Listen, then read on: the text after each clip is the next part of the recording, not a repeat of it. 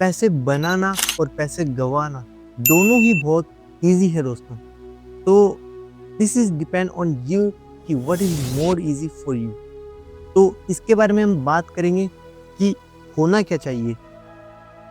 आपकी स्पेंडिंग्स हमेशा कम होनी चाहिए आपकी अर्निंग से। इसको हम एक एग्जांपल के तौर पे समझते हैं। अगर आपके पास 1000 रुपए हैं और आप मार्केट में जाके इसको पूरा ही खर्च करके आ रहे हो, this is a bad habit for your spending. आप इतना खर्च कर दोगे जितना आपने अभी तक कमाया भी नहीं है। तो ये तो रही स्पेंडिंग की बात। आप अपनी अर्निंग्स को कैसे बढ़ा सकते हैं? I will give you the earning hacks, how you can earn more and more. तो लेट्स स्टार्ट दिस वीडियो। तो अर्निंग्स बढ़ाने के लिए आप क्या क्या कर सकते हैं? हमारे पास कुछ पॉइंट्स हैं जिनको यूज करके आप अर्न कर सकते हैं। First is become a social media creator. आप सोशल मीडिया पे वीडियोस बनाकर लोगों को इन्फ्लुएंस कर अच्छी खासी अर्निंग्स कर सकते हैं। इसके लिए आपको लॉन्ग टर्म वीडियोस बनाने होंगे। हमारा सेकंड पॉइंट रहने वाला है बिकम अ ब्रोकर। आपने बहुत सारे लोगों को देखा होगा जो कि रियल एस्टेट ब्रोकर्स होते हैं या फिर कुछ ऐसी चीज़ें बेच रहे होते हैं जो उनकी होती भी नहीं है। लाइक प्रॉपर्टी में आपने देखा होगा कि एक बंदा आपके पास आया और उसके पास कोई प्रॉपर्टी नहीं है, किसी दूसरे के पास प्रॉपर्टी है, वो बस आपको कनेक्ट कर रहा है उस तीसरे बंदे से। तो दिस इज अ ब्रोकर। आप भी ये काम कर सकते हैं रियल एस्टेट में, या फिर जैसे अगर किसी कंपनी के अंदर आप जाते हैं, कुछ भी उनको डील दिलवाते हैं या फिर उनको कुछ बिजनेस देते हैं, तो you are working as a broker. इसका यूज करके आप ज़्यादा से ज़्यादा प्रॉफिट कमा सकते हैं क्योंकि इसमें कुछ लिमिट नहीं होती, डील्स कितनी भी बड़ी हो सकती। और third point is become a freelancer. Freelancer में नॉर्मली काम होता है कि आप कंटेंट क्रिएट कर रहे हैं, आप लोगो डिज़ाइन कर रहे हैं या फिर आप स्टोरी राइटिंग कर रहे हैं। आप ये सब चीज़ें करके अपने कुछ क्लाइंट्स को प्रोवाइड कर रहे हैं, जिससे वो आपको इस चीज़ के लिए पर हावर या फिर पर कॉन्ट्रैक्ट पे कर रहे हैं। दिस इज़ अ फ्रीलांसर और इसमें इजीली आप पैसा कमा सकते हैं, बट आपके पास स्किल्स होनी चाहिए। और fourth point is T shirt designing. आपने इसके बारे में सुना भी होगा कि लोग अपनी टी शर्ट्स को डिज़ाइन करके, उनके पास टी शर्ट्स भी नहीं है, वो ऑनलाइन जा रहे हैं, टी शर्ट्स डिज़ाइन कर रहे हैं और पैसा कमा रहे हैं। बट ये आपको जितना सुनने में ईजी लग रहा है उतना ईजी बिल्कुल नहीं है, बिकॉज इसमें कंपटीशन आजकल इतना हो गया है कि किसी की टी शर्ट बिक नहीं रही है। तो ये आप तभी कर सकते हैं अगर आपके अंदर बहुत स्किल्स है और आपको लगता है कि आप कर पाओगे, तो you can do, but you have to try first. और fifth point is rental income. इसमें क्या होता है, अगर आपके पास कोई भी ऐसी चीज़ है, लाइक आपके पास एक प्लॉट है जिसको आप यूज़ नहीं कर रहे और वो सिटी के अंदर है, तो उसको आप रेंट पे दे सकते हैं और एक मंथली इनकम जनरेट कर सकते हैं। और अगर आपके पास ऐसी कोई ज़मीन नहीं है, तो अगर आपके पास कुछ भी ऐसा है जिसको आप रेंट पे दे सकते हैं, लाइक अगर आपके पास गाड़ी है तो उसको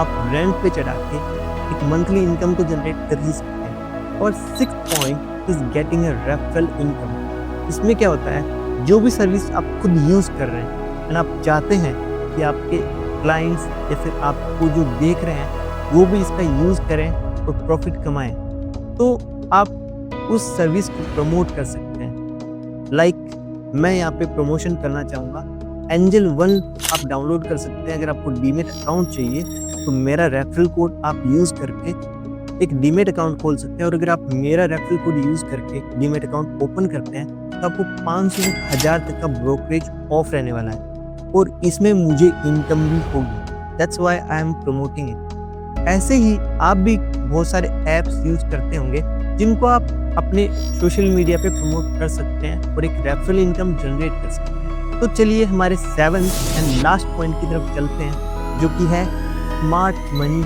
हैक। इसमें आपको करना क्या है, सबसे पहले आपको फाइंड आउट करना है अपने एरिया में कुछ होलसेलर्स को, उनके पास जाना है और अपना ट्रस्ट बिल्ड करना है और उसको आपको राज़ी करना है कि भाई आप वहाँ पे बहुत ही मिनिमल अमाउंट देके उससे वो जो प्रोडक्ट्स है वो खरीद सको और उससे आपको सामान लेके मार्केट में जाके उसको बेचना है। बट बायर्स आपके पास पहले से होने चाहिए, यानी कि आपने सामान पहले ले लिया और फिर बायर्स को ढूंढते फिर रहे आप।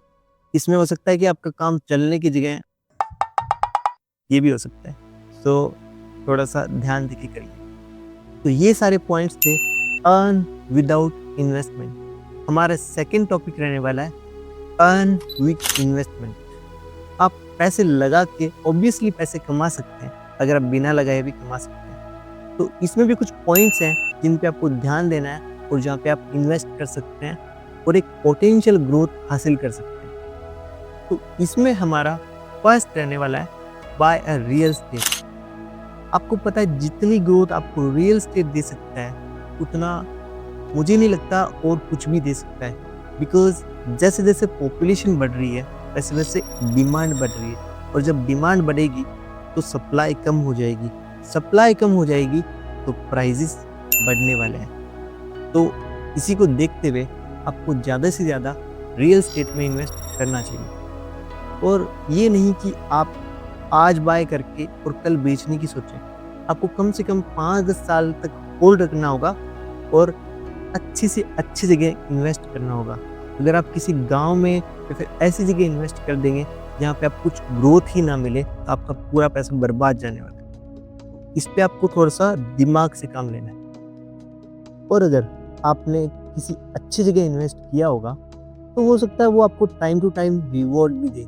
लाइक अगर आपने एक फ्लैट खरीदा, उसको किराए पे चढ़ा दिया, तो आपको हर मंथली एक पैसिव इनकम भी जनरेट होती रहेगी, जो कि प्राइस बढ़ने के साथ साथ आपको और भी बड़ा प्रॉफिट देने वाली है। Second thing what I can recommend you is आप स्टॉक्स में इन्वेस्ट कर सकते हैं और उनको लॉन्ग टर्म के लिए इन्वेस्ट कर सकते हैं। अगर आप किसी भी शेयर को खरीद के तो कल बेचने की सोचते हैं, परसों बेचने की सोचते हैं, you will be a loser. या तो आप बहुत ही छोटा प्रॉफिट लेने वाले हैं या फिर आप एक बड़ा लॉस लेने वाले हैं। बिकॉज मार्केट में पैसा वही कमाता है जो कि लॉन्ग टर्म होल्डिंग्स रखता है। मैंने एक रिसर्च के बारे में पढ़ा था जिसमें पाया गया कि मार्केट में वही पैसा छाप पाया है जो या तो अपना पासवर्ड भूल गया या फिर जिसकी डेथ हो गई।